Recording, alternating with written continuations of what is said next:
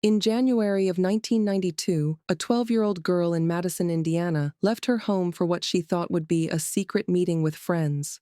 By the next morning, she would be found brutally murdered in one of the most shocking cases of juvenile violence in American history. Her name was Shanda Sharer.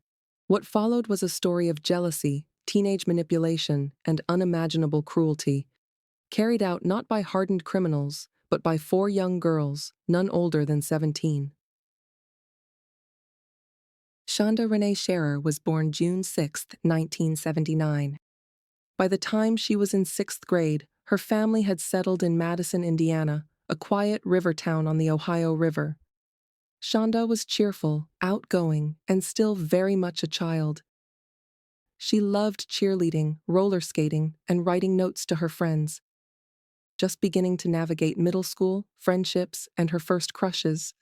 But it was that innocent step into adolescence that would place her in the orbit of older teenagers and eventually into the path of danger.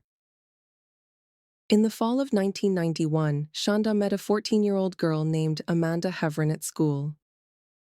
The two grew close, and their friendship quickly deepened into a flirtation. Amanda was openly curious about girls and boys, and Shanda, at 12, was exploring her own feelings for the first time.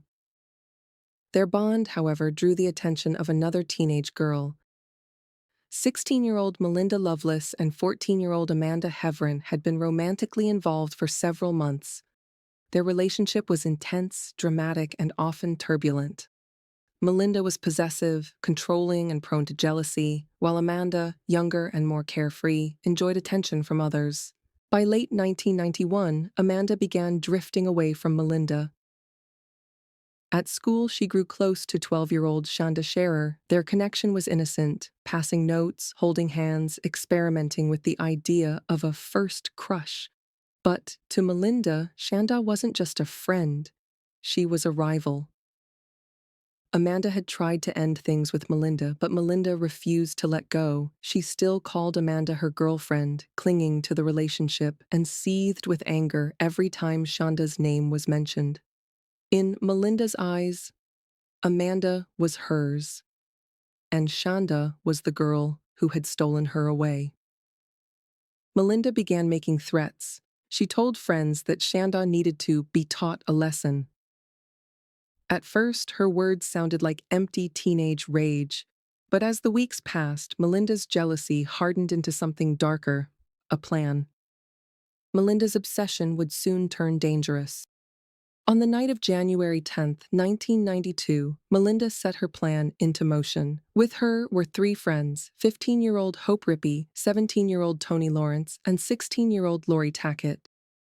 Each came from troubled backgrounds. Each played a role in what was about to unfold.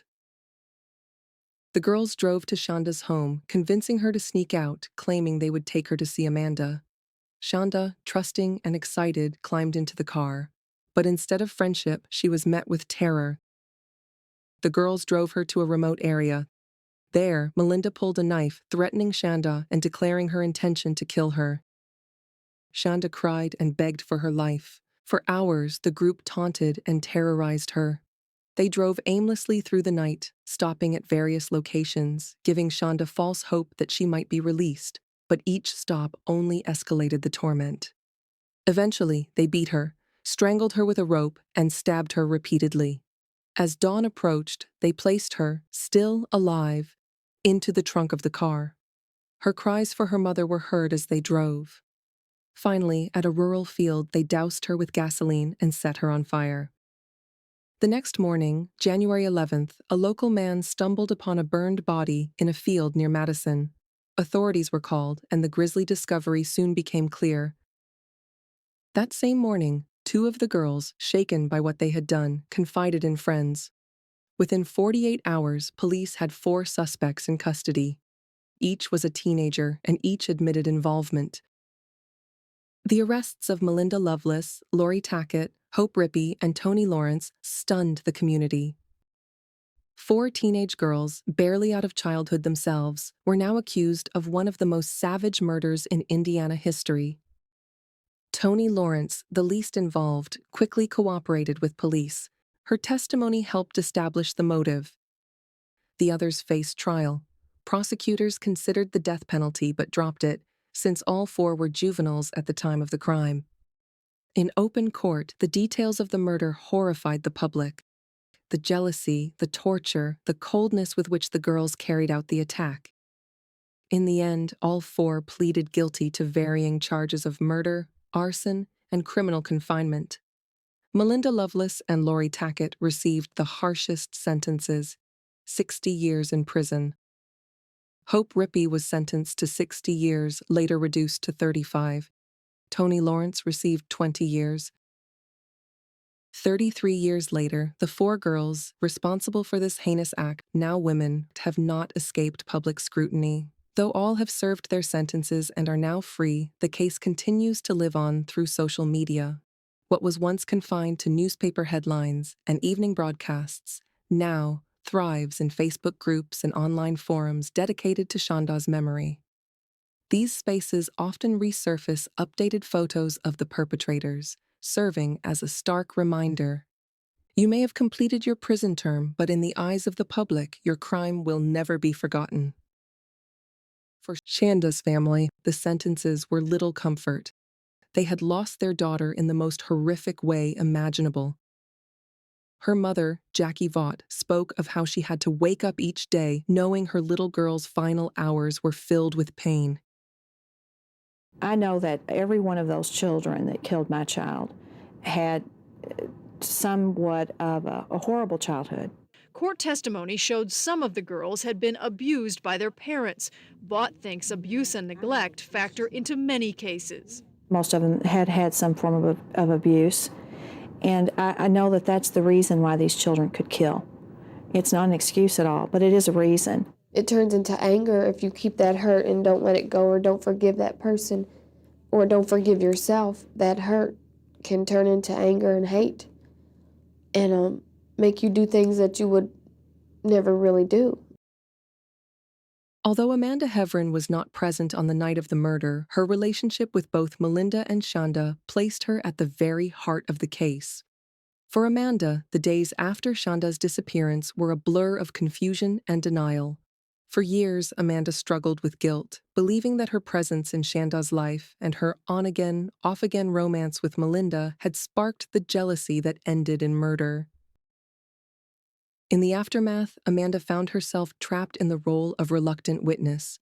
She gave statements to investigators, admitting to her relationship with both girls, and later testified about Melinda's possessiveness and threats.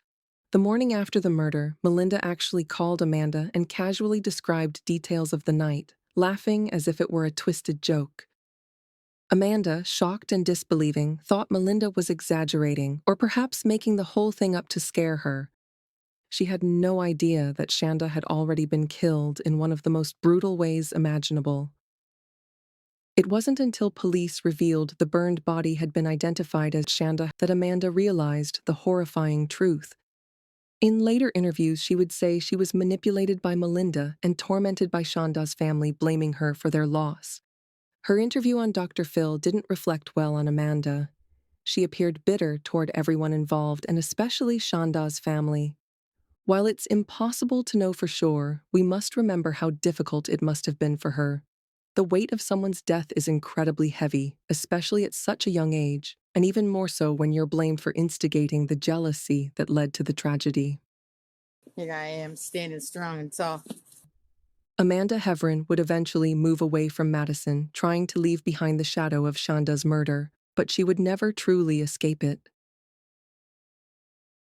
Over the past decade, she has been in and out of prison on drug and theft-related offenses. As of May 2025, she was released, but on parole. Some call her a victim as well, while others say she was a selfish instigator. In the years that followed, the case became a study in juvenile crime, jealousy, and group psychology. How could four teenagers, especially girls, commit such an act of sadistic violence? Psychologists pointed to abuse, neglect, and peer pressure, but for many, no explanation could ever make sense of what happened.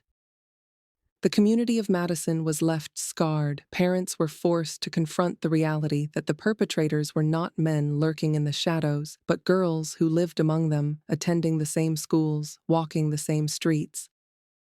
The murder of Shanda Sharer stands as one of the darkest chapters in America's history of juvenile crime. At just 12 years old, she was robbed of a future, her laughter, her innocence, her dreams extinguished in one night of madness. Her story is a chilling reminder that cruelty knows no age, and that even in the most ordinary of places, extraordinary evil can take root. Shanda Sharer, gone at 12, never forgotten.